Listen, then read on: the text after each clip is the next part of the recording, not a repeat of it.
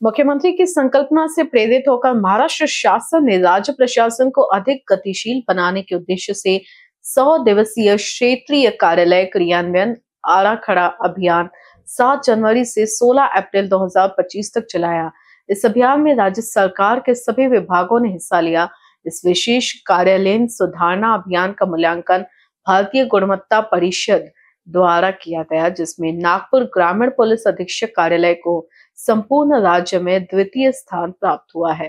कार्यालय को 100 में से 80 अंक प्रदान किए गए। इस अभियान के तहत पुलिस विभाग के अंतर्गत महाराष्ट्र राज्य के सर्वोत्तम 5 पुलिस अधीक्षक कार्यालयों का चयन किया गया, जिसमें नागपुर ग्रामीण पुलिस का नाम प्रमुखता से सामने आया। नागपुर ग्रामीण पुलिस.gov.in यह वेबसाइट मराठी और अंग्रेजी दोनों भाषाओं में उपलब्ध है।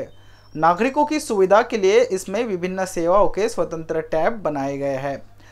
अद्यतन जानकारी नियमित रूप से अपलोड की जाती है। वेबसाइट का CERT इन भारत सरकार से 25 अक्टूबर 2024 को ऑडिट भी किया। वेबसाइट का CERT इन भारत सरकार से 25 अक्टूबर 2024 को ऑडिट भी कराया गया है। महाराष्ट्र राज्य माननीय नामदार श्री देवेंद्रजी फडणवीस सरांच्या संकल्पनेतून प्रशासनाला गतिमानता देण्यासाठी क्षेत्रीय कार्यालयांसाठी 100 दिवसांचा कृती आराखडा हा उपक्रम संपूर्ण राज्यातील सर्व शासकीय विभागांना देण्यात आला होता। 7 जानेवारी 2025 पासून या उपक्रमाची सुरुवात झाली आणि 50 दिवस पूर्ण झाल्यानंतर एक मिड टर्म आढावा सुद्धा या निमित्ताने झालेला होता आणि 16 एप्रिल पर्यंत हा 100 दिवसांचा जो काही उपक्रम होता तो संपूर्ण राज्यामध्ये राबवण्यात आलेला आहे।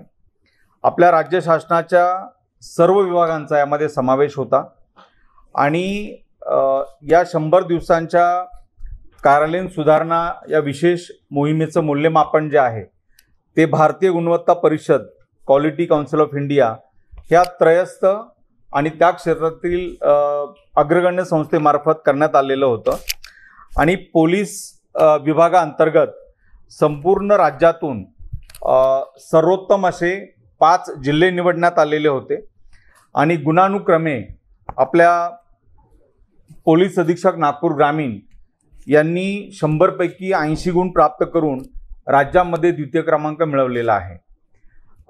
विशेष पोलीस महानिरीक्षक नागपूर परिक्षेत्रामध्ये इतर जे आपले संपूर्ण जिल्हे आहेत यांची सुद्धा कामगिरी आणि या 100 दिवसाच्या कृती आराखड्यामध्ये त्यांनी दिलेलं योगदान हे सुद्धा अत्यंत महत्त्वाचं आहे।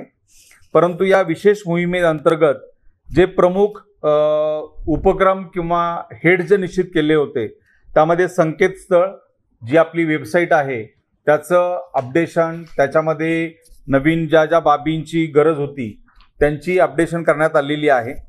केंद्र शासनाशी सुसंवाद या अंतर्गत ज्या काही केंद्र शासनाच्या योजना आहेत त्यामध्ये राज्य शासन म्हणून, राज्य शासन विभाग म्हणून आपलं त्यामधला सहभाग, तिसरा स्वच्छता, तक्रार निवारण, कार्यालयीन सोयी सुविधा, कामकाजातील सुधारणा, अधिकारी कर्मचाऱ्यांचं प्रशिक्षण, सेवाविषयक बाबी आणि आपल्या नागपूर ग्रामीण जिल्ह्याला भूषणावं म्हणता येईल असा जो मार्वलचा प्रोजेक्ट आपण राबवतो आहे आणि आपले पोलीस अधीक्षक नागपूर ग्रामीण हे त्या मार्वेल प्रकल्पाचे ज्याला CO म्हणू आपण, मुख्य कार्यकारी अधिकारी म्हणून ते काम करतायत। तर या मूल्यमापनामध्ये जो कृत्रिम बुद्धिमत्तेचा वापर करून आपली जी ट्रॅडिशनल किंवा जी पोलीस ट्रेड क्राफ्टमधली जी प्रोफेशनल पोलिसिंग आहे तो वापर काय काय केलेला आहे याचा सुद्धा असेसमेंटमध्ये, मूल्यमापनामध्ये समावेश करण्यात आलेला आहे।